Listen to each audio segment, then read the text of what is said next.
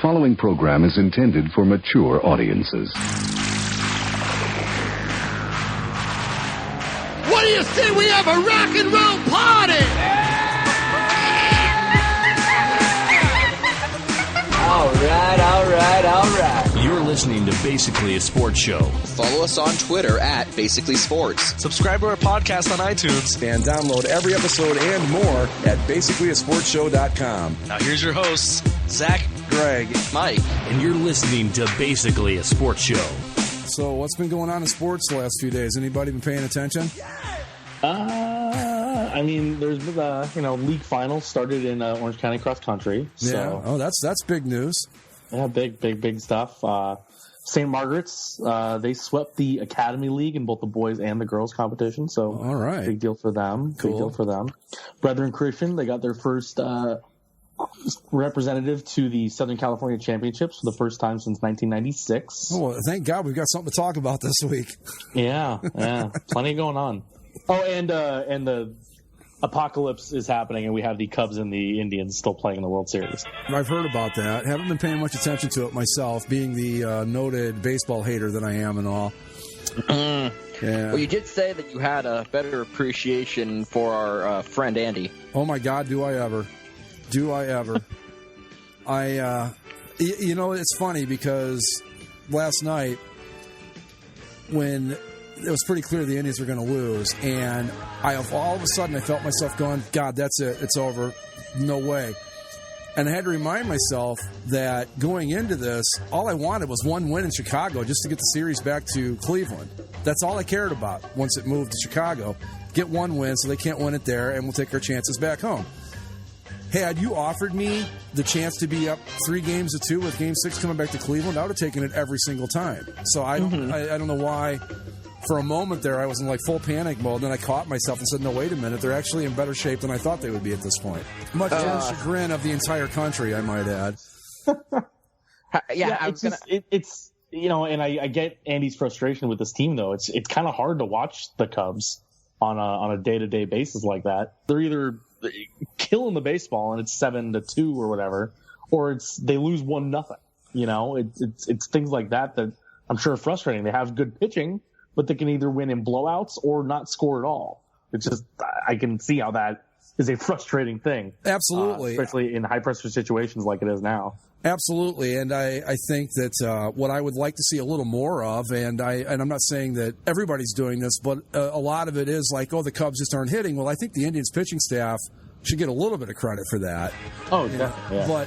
But what made me feel good last night, because obviously we got up 3-1 and you get greedy. You go, let's just finish it now, be done with it. After the game, I thought, it took pretty much everything the Cubs had to win this game. They had to get a great start out of John Lester. They had to use Aroldis Chapman for 3 innings, and they still only won 3-2. And I never at any point thought that the Indians looked like a team that was just like, oh, God, we're done. Forget it. They fought to the bitter end, and the Cubs just played a better game last night. So Mike asked me in the chat how I like the Indians' chances tomorrow. I won't say anything other than the fact that I like them, because I can't risk the wrath of the sports gods or anything by saying anything more than that, but I'm very comfortable with where they are right now. How are you dealing with being the villains of this whole story? It was okay at first. Now I'm getting a little tired of it. I mean, it's not like the Gregory. What? Please keep in mind, I'm not picking on the Indians in particular, because this is more of a broad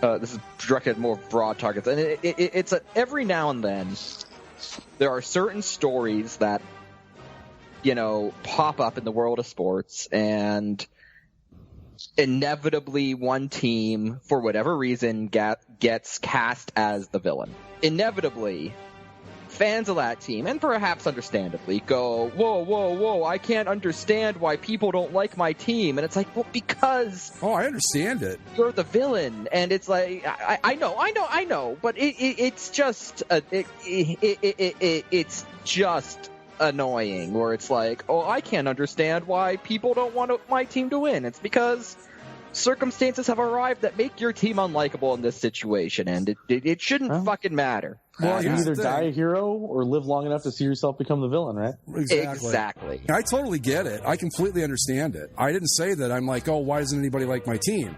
I don't even think the Indians are the villains so much. It's just they're kind of like the sideshow.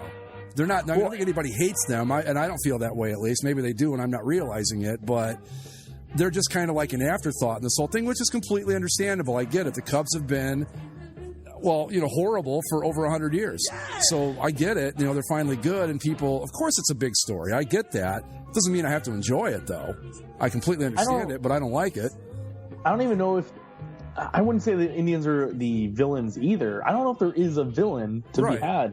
Because either the Cubs win and the longest curse in sports history is finally lifted, or Cleveland gets its second championship in a year, which you have told us a year ago that Cleveland would have 2 championships in 2016, 3 if you want to count the AHL. Everyone would say you were insane. Although poor Lake Erie Monsters, because they went from being Cleveland's only championship to now, like, no one would even care. And they're the Cleveland Monsters now, too, which I don't know why they changed their name, but they did. Well, they had to capitalize on that hashtag CLE. Right, exactly. But no, Mike, I'm not. I get what you're saying, and I completely understand it. I just, I'm not enjoying it. I mean, when your team's doing well, but I shouldn't say that even. I mean, it's just like, okay, we get it. The Cubs, everybody's rooting for them. We understand all that and everything. So, can we say, okay, that's the case and move along? It's just like, I don't know. It's a weird position to be in because A, it's a Cleveland team. B, they're beating the team that everybody wants, and it's just a strange spot to be in. So I'm growing weary. Honestly, I'm growing tired of the whole damn thing. I just want it to be over with because it's just too much stress for one person to handle. I think honestly, the Indians would have more sympathy on their side if the Cavs hadn't won the championship, because then you could kind of play it off like, oh, the city of Cleveland is going for its first championship in like forever. Well, see, I'm glad you brought that up because that's another thing here too. Mm-hmm. When did Chicago, with like 45 Blackhawks Stanley Cups, the White Sox World Series, 6 Bulls titles, the Bears Super Bowl in '85, and when did they become all of a sudden this horribly tortured sports market? Because the Cubs have it. Because the last time the Cubs won. Because last time the Cubs won the World Series, my great grandfather was on a boat from Poland. That's why. Well, last time they won the World Series, they weren't even playing in Wrigley Field. But that's the thing, though. That's what I'm trying to say. It's like, okay, if we would get more sympathy on our side of things, if the Cavs hadn't won a championship, why are the Cubs getting all this sympathy that? I think because there are plenty of Chicago championships to go through here. I mean, we could go on and on, I think because the Cubs drought has always been team specific. It's never been about anything more than just the Chicago Cubs. That's fair. Right. Whereas, if anything, it's like looking at the rest of Chicago and you say, well, compare it to Cleveland. Like this year you say, well, Cleveland is on top of the world. And then people are like, well, but what about the Browns? Well, okay. And so now it's like, well, Chicago has won all these titles. Yeah, but what about the Cubs? Yeah. It's the one thing that's allowed to be like allowed Chicago to be kind of grounded, where like you look at Boston when they had their reign of success and every single team won, and that made them insufferable dickheads, and they still are. Now it's like, even when the Blackhawks winning all those titles, you go into the summer and everyone's happy with their Blackhawks title, and somebody's wearing a Blackhawks jersey and a Cubs hat. It's like, yeah, well, what about that guy? It's like, oh, well, see, that's what I wanted to get to too. The whole quote unquote long suffering fan thing. I think they exist. I really do. But, and I'm talking about both teams here, both fan bases. I don't know that more than 10, 15% of either fan base are what would really qualify as long-suffering, living and dying with these teams. I don't buy that's any more than that. I think there's like 5 people total in both combined fan bases who remember the last time either team won a World Series. But yeah, but that's what I'm saying. I mean, it's not even that. It's just like, oh, poor Cubs fans. Oh, poor Indians fans. Okay, to give you an example, using Zach's Anaheim Ducks, and not that they're a long-suffering fan base or anything, but he, to me, they haven't won in 10 years. But you've got season tickets. You go to every game you can go to. You basically live and die with the team. You fall into the category of the 15%. A guy that says, okay, I'm going to go to a Ducks game here and there, and I'll check them out in the playoffs. I'm sorry, but you don't get to claim that. Just like I will not even, I'm even going to apply that to myself. I will not sit here and say that I'm a long-suffering Indians fan, because I'm not. I bounce in and out. Up until about the time I was 30, maybe, I was a long-suffering Indians fan. But from that point forward, it's like, okay, when they're good, you pay closer attention. When they're not, you don't pay as close of attention. And I think that doesn't give me the right to go around and go, oh my God, this would be like a lifelong dream come true, because I wasn't that invested in it. That's the point I'm trying to make. So I don't care. I'm claiming long-suffering Leafs fandom. Sure, but that's the thing. I think we all have our one team that we have that kind of relationship with.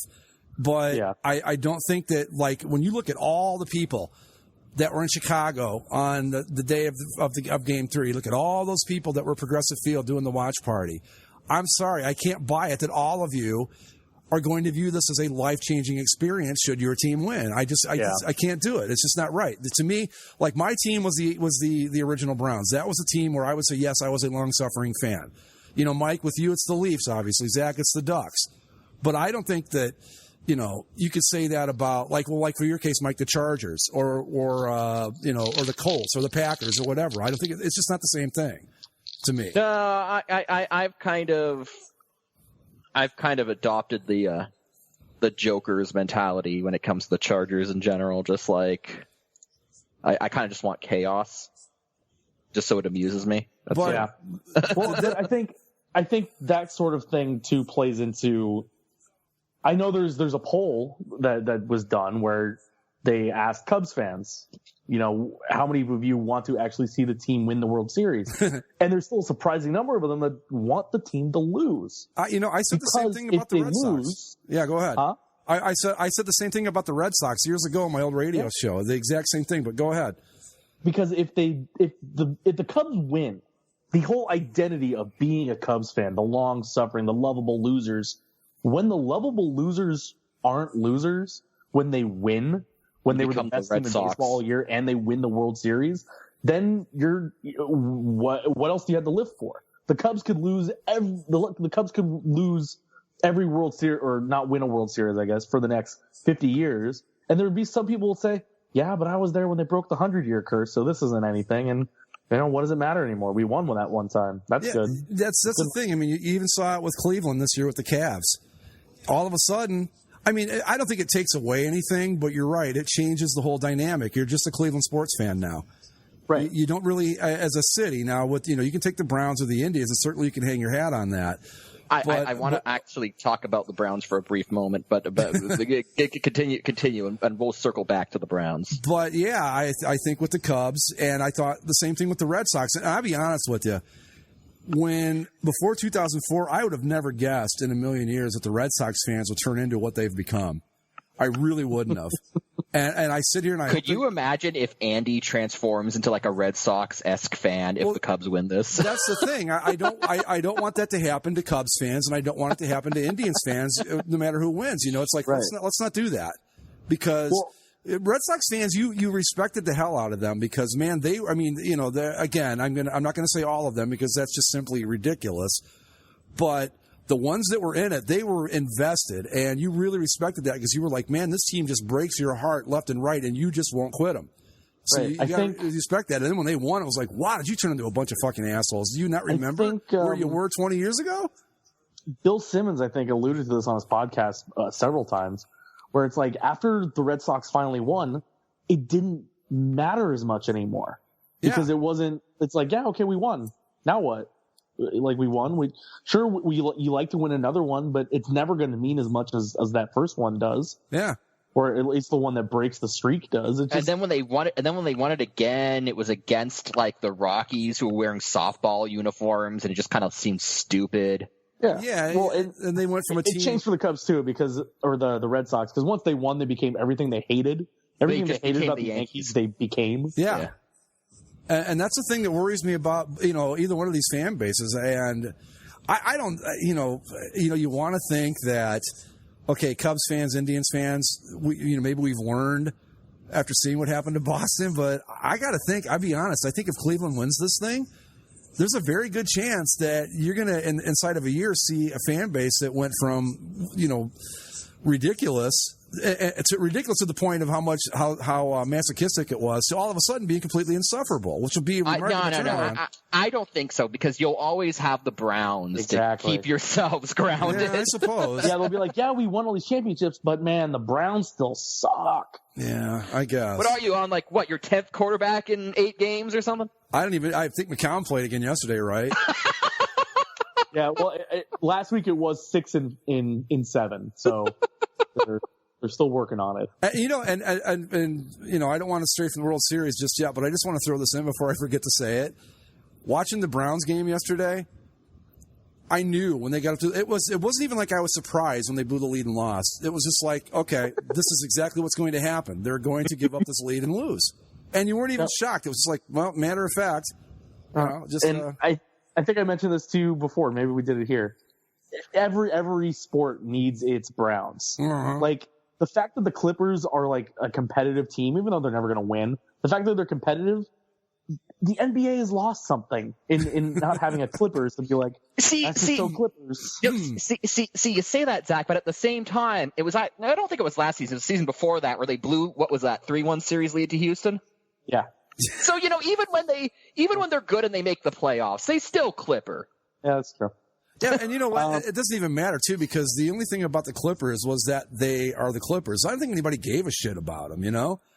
Like, yeah. I don't know that I think the Browns have a pretty, I don't know. I'm gonna say right now, but before the not even before they got good, before Lights Out became like the big Clippers fanboy he became, and before he kind of like forced me to pay attention to them, the Clippers I always thought of the Clippers as, and this is no joke, this is always what ran through my mind every time I read about them. Oh, that generic team that plays in the Lakers arena.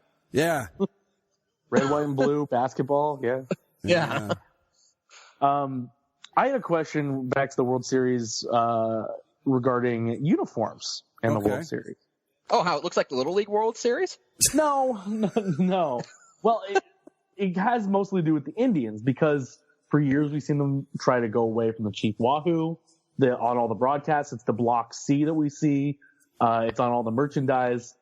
But what is the hat and the uniform that the team keeps choosing to wear out on the field every single game? The one with Chief Wahoo on the hat and on the sleeve. Yeah. Is that intentional, or is it just that they like the color blue? With the jerseys, I think it's because it's a superstition thing. That's what they've beat the Red Sox wearing. That's what they beat the Jays wearing. We're going to stick with what works. But the hats, that's an easy fix. And maybe the same thing with the hats. I don't know. I think it is mostly just superstition. I think it's just like, this is the look that we've been on a roll with, so we're just going to keep at it. Yeah. But if the Indians do end up winning this thing, all that effort to try and get rid of this caricature of a logo, it'll be the one you win the World Series in. Kind of like the Cavs and those horrible black sleeves things. Yeah. Although it is worth noting that on the mothership there was a story that apparently the MLB commissioner is going to be meeting with the Indians owner to discuss possibly getting rid of Chief Wahoo. They didn't say one way or another, just that they're going to have, quote, a conversation. Well, I don't know that anybody would care that much. I know that you're always going to get the people that will flip out and, oh, my God, it's the worst thing ever, and PC, police run amok, and that whole nonsense. But really, who cares? I think that it's just like I don't know. I mean, he's a ridiculous caricature, but I don't know that his intent was to be offensive like Redskins was. But it just was a product of the time. But it's got to go. Yeah, out. I mean, he's got to go. It's as simple as that. I mean, even the Cleveland newspapers are saying the same thing. It's come up now because of the World Series and the attention to it. It's like it's time to get rid of that logo. It's as simple as that. You got it. Come on. I get it. People grew up with it. I grew up with it. I mean, one of my first memories. It was in that one good movie with Charlie Sheen. Yeah. I remember one of my first memories going to the old Cleveland Stadium was they used to have a big sign out front with the Wahoo swinging a bat, and it was really cool. It was a neat looking sign. It's kind of an iconic landmark thing around here, but it's got to go. And I bet you it wasn't as cool as the Marlins home run sign. I love that thing. I know everybody else hates it. I think the thing is freaking awesome. But why do you think it looks like the Little League World Series, Mike? Because the Indians keep wearing the blue jerseys? Well, because the Indians keep wearing the blue jerseys, and the Cubs, tend to like their blue jerseys. I think on the road, they usually wear the blue jerseys. On the road, they went with the white at home every game, right? Yeah, they went with white at home, but on the road, it looks like the Little League World Series. Yeah, well, I don't know. I don't know. I generally don't mind alternates in baseball because, it's a long-ass season, and some color here and there isn't a bad thing just to break it up.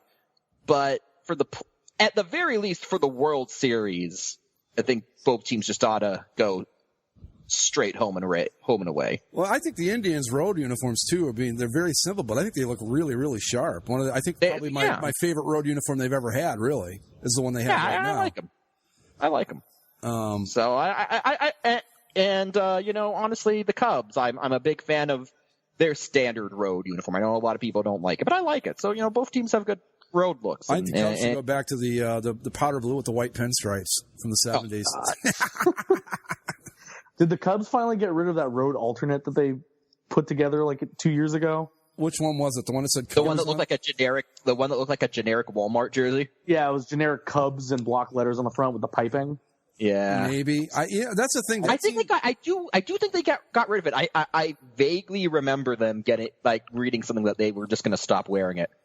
They are a team. There are a few teams that just never seem to be able to get a road look together, and they're one of them. I don't know why they don't just stick with what they used to do back in the 80s, which was basically wore the blue top with the Cubs logo on it. I mean, because it's basically what they've been doing this. I can't blame them because none of the road uniforms have ever looked good, I thought. I like their current road look. With the Chicago? Yeah. Yeah, that's not bad, I guess. I don't know. Right now, I'm not a big Cubs fan right now, so it's probably a bad time to ask me. They're always going to have the lesser of the two straight road uniforms in their city anyway. Oh, yeah. That White Sox one that they never wear, so nice. Oh, the one Chicago script across the front? Yeah. The White Sox road uniform, I think, is probably one of my all-time favorite baseball uniforms, just period. Yeah, the White Sox, they really, no pun intended, hit it out of the park with that going to the black, white, and silver bit. I mean, I just think that's a fantastic look top to bottom.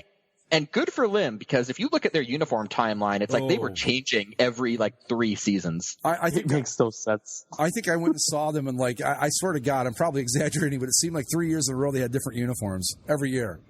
It's just they just couldn't seem to get it straight. It's and a lot of them are just so random. It's here's the same uniform, only we switched out all the red with blue. Yeah. Yeah, because in my lifetime, they were, when I was a kid, they had red, or white with red pinstriped home uniforms and powder blue with red hats on the road. Then they switched to navy blue, red, they're basically the Indians colors for a while, with this shitty White Sox script across the front, and they just bounced all over the place. And now, finally, I think they've got one of the best looks in the game. It's just they just need to leave it alone. Don't mess with it anymore. Yeah. No, it's just the one that always baffles me is the where it's basically the current jersey, but everything's red instead of black. Mm-hmm. And it's you went to that look when your name is the White Sox, so you wore red socks in a league where there's a team called the Red Sox and another team that was called the Red Legs. All because they all wore red socks, but you're the White Sox. Mm-hmm. It always reminds me of ESPN SportsCenter did one of those commercials where they had some guy, I forget, but it's why are the Reds? Why are you're called the White Sox, but your socks are black? Yeah, and it would be so easy to just I don't know, their current uniforms, just have them wear White Sox, I don't know.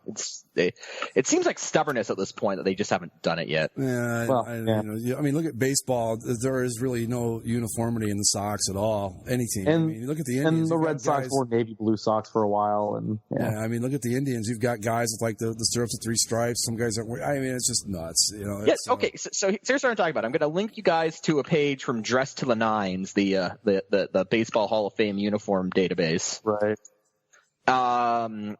This page shows you Chicago White Sox uniforms from 1964 to 1972.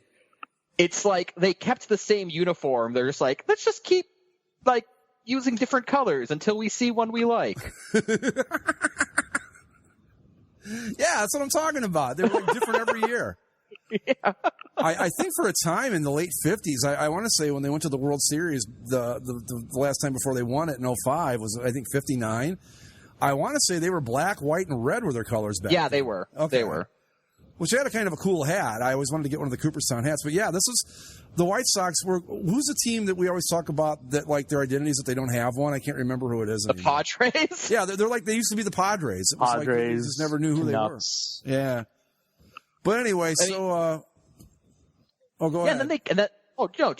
They were that team, and then they kind of just found their current look, and that's why I react so negatively anytime I see White Sox concept on the boards. It's like, oh, the White Sox should change to this. I'm like, no, they should just stay what they are now forever. Like, don't encourage them because they have found basically their Red Sox or Yankees or Cardinals or Dodgers set where it's like you've hit it, it's perfect, stick with it, make it a tradition. It's been around for what 1990 was 90 when they changed, so it's 26 years now. Yeah. Just leave it where they wore it like the last month of the season for no reason. Yeah. Could you imagine a team doing that now? Like, look, we're not going to do anything this year, so this is what we're going to look like next year. Enjoy. The Lightning kind of did that when they unveiled their current look. Well, Mike and I talked about it a couple of weeks ago, part of the show that got lost due to technical difficulties, but that the whole uniform thing, even 20 years ago was nothing like it is now, or there was no... like a lot of times when a team changed the uniform, you found out because you went, oh, they look different than they did last year. That's how you knew about it. Mm-hmm. It's just a whole different thing. That's how I found that's how I found out about the Leafs adding silver to their uniforms for a couple of years in the 2000s because opening game, first game of the season one year, it's like, oh, they've got silver now. Yeah, they made such a mistake by not going with the spray paint graffiti look Leaf thing. That would have been. Come on. I kind of wish it would have happened just so, it would kind of just be like our fisherman look. Like you could just go on eBay and get one and just be that guy at like the watch party. Well, so anyway, we've kind of strayed off topic here, but we can move on. So real quick. Okay. We're moving into game 6 and 7. What do you guys think is going to happen? The Cubs are going to get reverse, or the Indians are going to get reverse karma from what the Cavs did. Too much of a good thing, and the Cubs come back to win it. Okay. I want to agree with Zach, but I watch my Jays, play a very frustrating series against these Indians. And earlier, Greg, when you were talking, Zach. Earlier, Zach, when you were talking about how frustrating it is to sort of watch these Cubs, I thought you were talking about the Jays for a while there because, true. You either win by 6 or you lose by 1. And this Indians team, the pitching is just so good. It's frustrating. They get up 1-0. And once you know what playing this team's like, once you're down 1-0, you already kind of feel like it's over because you're like, oh, well, they're just not going to hit anything for the rest of the game anyway. I'm sorry. So, I'm not going to lie. I'm rooting for the Cubs because it's the Cubs. And quite frankly, long-suffering fans or not, I think the franchise deserves it, to break the streak sooner rather than later. But that being said, I just think this Cleveland team, the pitching's just too good for them to blow it. So even if the Cubs somehow manage to win Game 6, I think Cleveland's got good enough pitching that winning 1 out of the next 2 won't be a problem for them. I like the Indians' chances, and again, right now it would be frustrating, but in the long run, I'm okay with either team winning.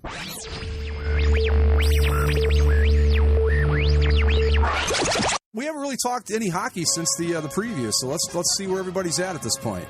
Not that we're that far into the season, but we're in it enough to get a little bit of an idea. 3 weeks. 3 weeks. Yeah. Let me Wow, pull it the up Montreal here. Why are they Montreal not- Canadiens really I undefeated? still hate the NHL site redesign. It's just not. Yeah, I'm not like it either. It's just their Twitter feed. That's stellar. literally all it is. Wow, are the Canadiens really undefeated? 8-0-1, right? Yeah, I guess so. Yeah, well, you know what? They did this last year too. They were like 10-0 when then Carey Price got hurt. So, It's amazing what having what you want from that. It's amazing what having your all-star goaltender not injured will do for you. Yeah, right. But I think mostly everything is in the East. Everything's kind of where you thought it would have been. Pittsburgh, Rangers, Washington. New Jersey's getting a lot out of Taylor Hall. Philadelphia's hanging around. Montreal, Detroit. Tampa's had a little bit of a rough start. They're 5-4, but they're still right around the playoff race. Same. They got killed by the Rangers yesterday. To say, yeah. I've ended up watching way more Lightning games than I've cared to admit this season. Ben Bishop hasn't been that great out of the gate either, has he? No, they've been going to their backup with some long European name that I'm slightly too Andrei tipsy. Vasilevsky. I've consumed slightly too much alcohol to say that properly. So I think the most fun team in the East, despite their record, is your Toronto Maple Leafs, Mike. I have blown so many 4-goal leads this season. They have. But I'm not enjoying Frederik Andersen, the stylings of Frederik Andersen behind the Toronto Maple Leafs defense. I despite that. It's funny what happens when he doesn't have Hampus Lindholm sitting in front of him anymore.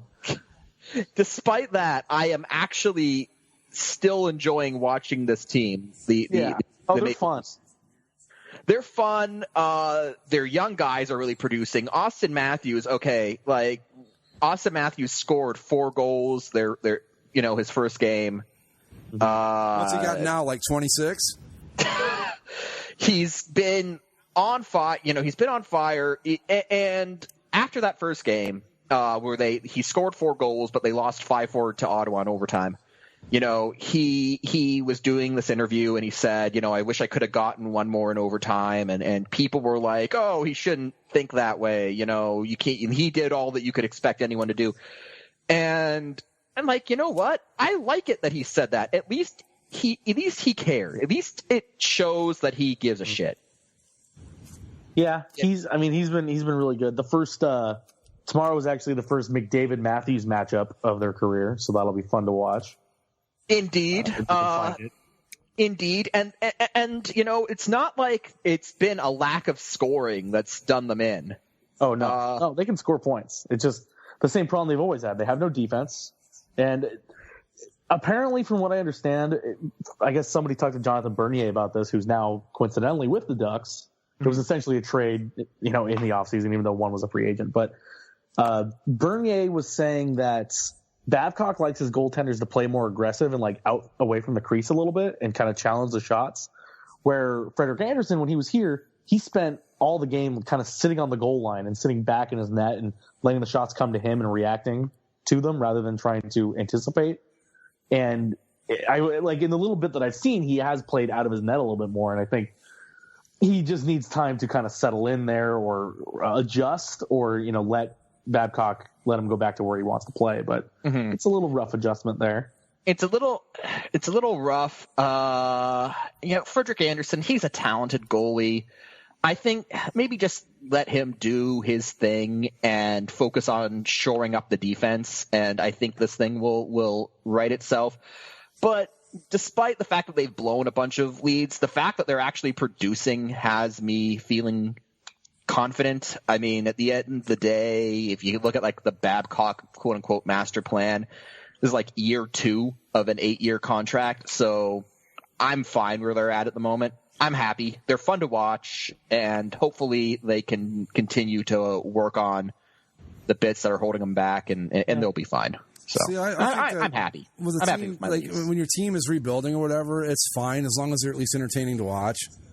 They're entertaining to watch, and so long as you see signs of improvement, for the longest time, the Leafs would just be bad, but it'd just be this hopeless kind of bad. Now, they're bad, but they score goals, and you can definitely see where they're getting better, and it's fun. I'm happy with how they're coming along. My Blue Jackets are off to a much better start than last year too. 3-3-1, which is not terrible. Yeah. Not great, but not terrible. It's not 0-10, right? So oh my God, that was good. so frustrating last year. It was like, you at some point you win one by accident, right? I think I even posted it on Facebook, and they got to be like 0-7. I'm like, this has just gotten ridiculous now. But yeah, 3-3-1. And I took a flyer on Bobrovsky in our fantasy league, and he's playing pretty well, so I'm happy with that. And you never know. I think we touched on it a bit for the Lightning. The Panthers aren't doing super well either. So yeah, it's still it's been 3 weeks. Most teams have played rough, close to 10 games. Some of these things are just too hard to say. Like. The Panthers have played 9 games. They're 4-4-1. They're technically a point out of the playoffs right now, right? Mm-hmm. If we were going to look at the playoff standings, there's still 73 games left for them to play. There's plenty of time for them to round into form, and they have a plus goal differential. They're tied with the Lightning. I'm not concerned with Florida really. Well, I was going to. Okay, that's a question.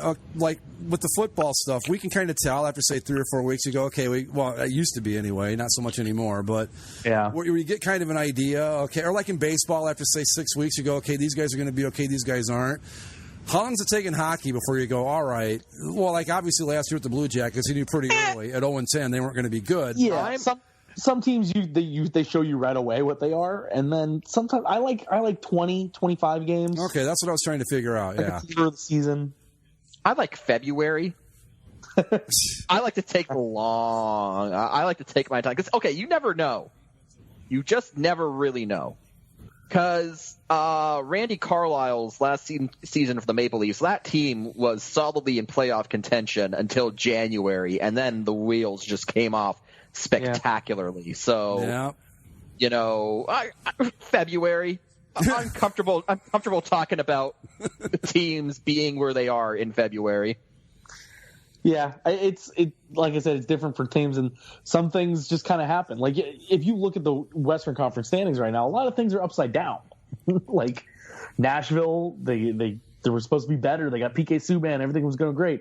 Well, they're in last place. I do want to talk about the PK Subban thing for a moment. Well, later, later on. But sorry, continue. Minnesota, a team that people thought was going to be okay. They're doing what Boudreaux does, and they're leading the division. How about that? Well, I look forward to their Game 7 loss in round 1 of the playoffs. Yeah, well, yeah. Those are things that happen, yes. In the Pacific, Edmonton's on top. We thought that they might be better, but this is a hell of an improvement. Connor McDavid, McJesus, he's doing it. Coming into form. And then, well, they've got a plus 10 goal differential, too, which I think is, that might speak more about them than their offense does, They're scoring and they're keeping goals out of the net. Which, those are two things that'll help you win games. Just like Admiral said, Mike, if they gave up less goals, they'd be better. Huh? Yeah, there you go. Funny how that works out. One of the things I want to talk about in the Pacific, though, just because it's kind of a hilarious sequence of events, the LA Kings have not had a great start to their season. They're 4-5. And the reason that they're not having a great start is because they've broken all of their goaltenders. Jonathan Quick, injured in the first period of the season. Oh. So the backup goaltender is Jeff Zatkoff. He becomes the NHL starter, and they call it Peter Budaj from the AHL. Well, then Zatkoff gets injured 2 weeks ago, and now Peter Budaj is the starter, and the AHL backup, who became the AHL starter, is now the NHL backup, and Jack Campbell. So that leaves the AHL team without goaltenders. So they signed one goalie to a pro tryout contract, who came on to be the AHL backup. He then became the starter. He had another pro tryout goalie back him up. He also had the AHL goalie coach for the Kings is his father, a 46-year-old man. He served as the emergency backup in that game, in his first game, before they had to sign another pro tryout goalie to be the backup. But he got released when they signed pro tryout goalie Anders Lindback, who played in the NHL for a little bit. He's been traveling with the team and practicing, but can't play yet because he has visa issues. They can't get that hammered through quite yet. So then they called up their ECHL goalie to be the backup. And then that first pro tryout goalie, whose father was his backup, got injured the other night, so the ECHL goalie is now the starting AHL goalie, and they didn't have anybody to serve as the backup, so the AHL goalie coach is now the backup again until Andrews Lindback gets his visas situated. So let me ask you this. How close are we right now to the Kings having to start an ECHL goalie? Like, how many injuries away are we from that? Couple? 2 injuries away. That's pretty cool.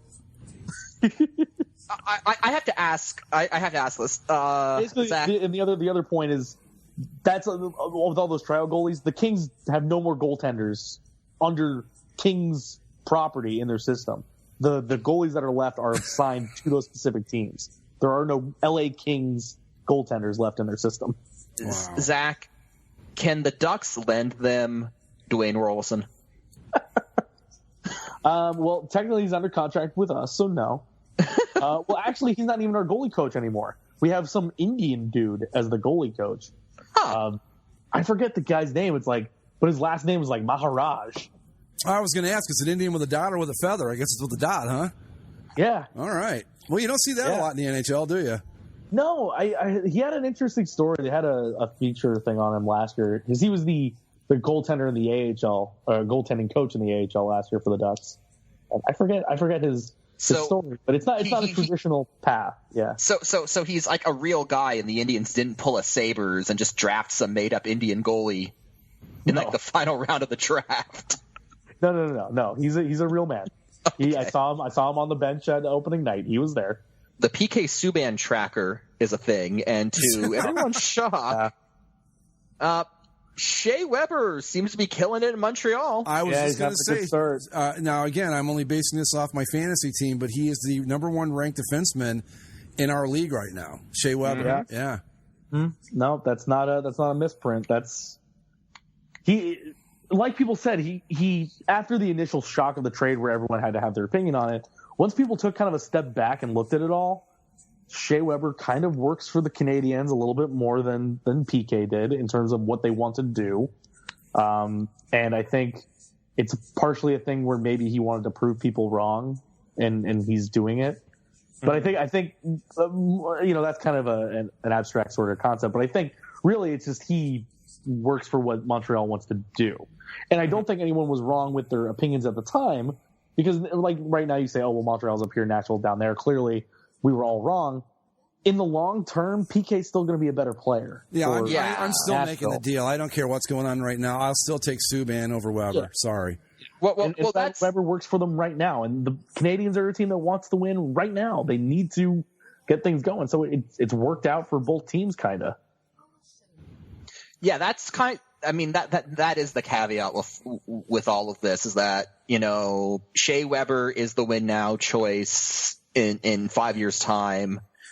PK Subban's still going to be in the prime of his career. Shea Weber won't. So it all how this works out depends on whether or not the Canadiens can capitalize on this hot start that they've had because they have been on fire. So it's just going to depend on whether or not they can actually manage to actually capitalize it and not do what they did last year, which granted wasn't entirely within their control, but keep Carey Price upright is kind of their goal. I have to ask, Mike, how in the world did you find the PK Subban tracker? Oh, someone linked it in the NHL thread. Okay, the whole thing just strikes me as hilarious. The PK Subban tracker. I mean, obviously, to steal Admiral's bit from that thread, obviously that site, the man who created that site hates black people. Yeah, I was going to say, because the picture they use of Subban is not complimentary in any fashion. He's cheering when he scored a goal. But no, it's not. It's not complimentary. Well, meanwhile, Shea Weber has the steely gaze of a good Canadian boy who's been who's been taught to not show emotion. I mean, I'm just saying, you take, at first glance on this, you go, okay, there's the black guy, drawing attention to himself, and there's Shea Weber playing hockey the way the game's meant to be played. Oh yeah. No, for sure. He's just going out there and getting pucks in deep and playing their game. Yep.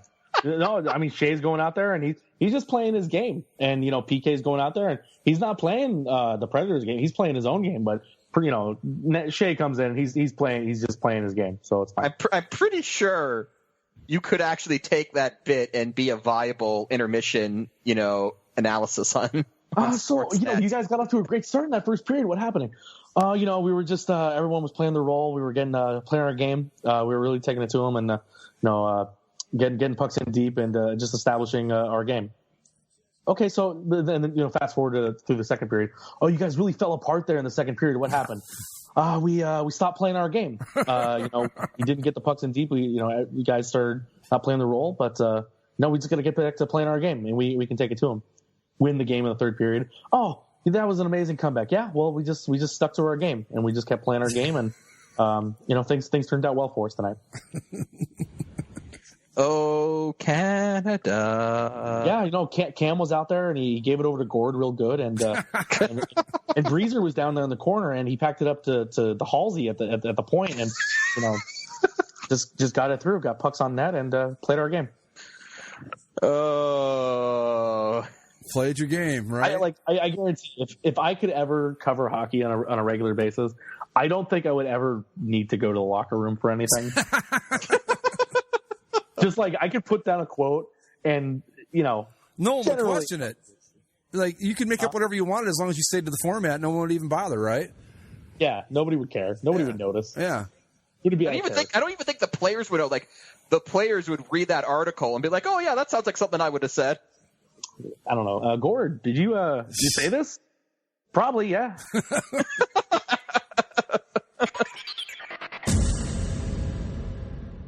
Ladies and gentlemen, making its long-anticipated return, Zach's Tabs. Zach's Tabs! Nice. I like the little song tossed in there at the end. That was a nice touch, Mike. Thank you.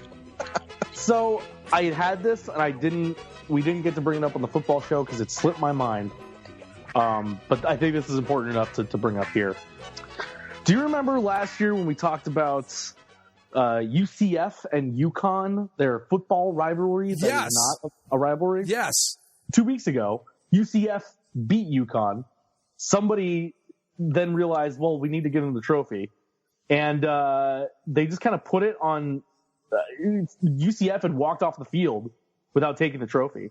And Mike predicted this, by the way. I predicted that would happen. Totally yes. predicted it, and somebody just put it on UCF's bench.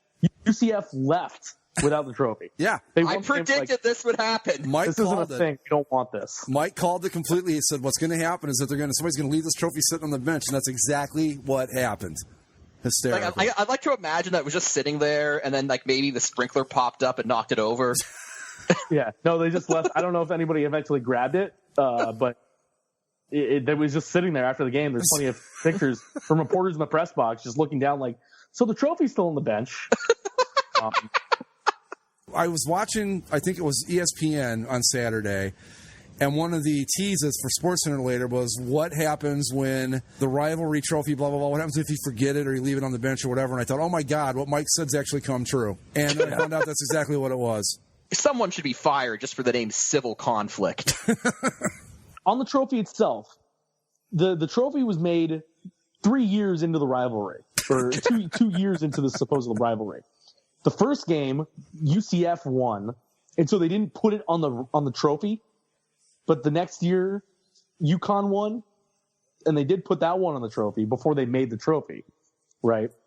So they didn't even acknowledge the first time they lost. They just waited until they'd beaten them once before they could put a score on it. I hope this becomes a thing where, UConn reclaims the trophy now that UCF's abandoned it, and it only gets added to whenever UConn happens to win. Whenever UCF wins, they just leave it in a dumpster or something, and UConn has to fish it out. I mean, really, honestly, they were only this far from just actually leaving it in a dumpster. They didn't want to actually pick it up and carry it to the dumpster. That would have taken effort to fuck it, just leave it sitting there.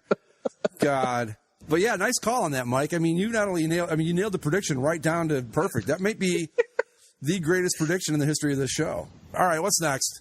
Dateline, Buffalo, New York, a place where we've seen fans in the parking lot taking beer bongs into their ass, having sex on a snowy day, doing just RKOs out of nowhere onto beer pong tables, drop kicking punch dummies in the parking lot.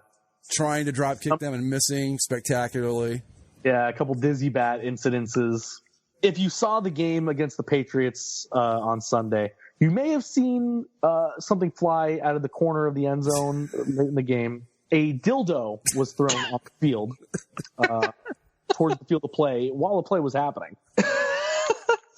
But then today we have the reveal of what this thing actually looked like. And this is where it's just pure poetry by Buffalo, because it's not your regular, like, this is a dick, this is a model of a penis. It has some special features, namely a cartoon-like face at the tip, and a Sharpie written message on the shaft that reads, Brady's dildo.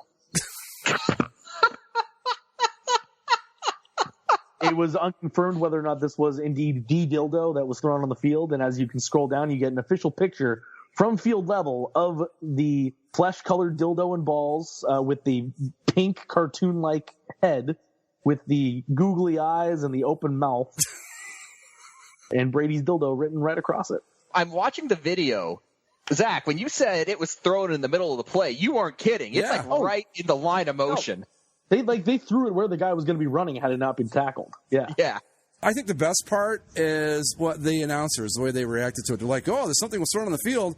I thought and then it was they go a flag, but it's not the right color." And then once they realize what it is, they just kind of shut up for a second and let it kind of run its course before they can come back and just start talking about the game. It's really good. It's Buffalo. Buffalo Bills fans, you're my favorite fans. Yes. Yeah, you can see like the ref, like he bends down to pick it up, but then like once he notices what it is, he just like kind of kicks it off to the side, yeah. I feel as if this is the work of friend of the show Cosmic. No, if it was Cosmic, it would be a Vajankle or a Hildo. No, that's true. He would really like let us know it was him by using the proper equipment. Yeah, a Vajankle. Very, very true. If it was a Vajankle, I'd be like, "That's somebody that listens to this show." You know it. Brady's Vajankle. If it was a Vajankle thrown at a Buffalo Bills game, wouldn't it stand to reason it would be Rex Ryan's Vajankle? That would have been even better, right? Yeah. No, that's yeah, you're correct. You are correct. Anyway, that's all I got. All right.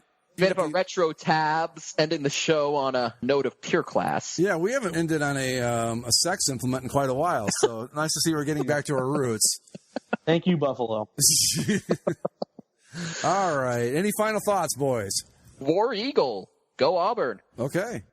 All right. I guess that's it. Follow us on Twitter at Basically Sports. BasicallySportsShow.com is the website. You can subscribe via iTunes, Stitcher, Spreaker, YouTube, and find us on Facebook. Go Tribe. We are done. We'll see you next time. Later. Later.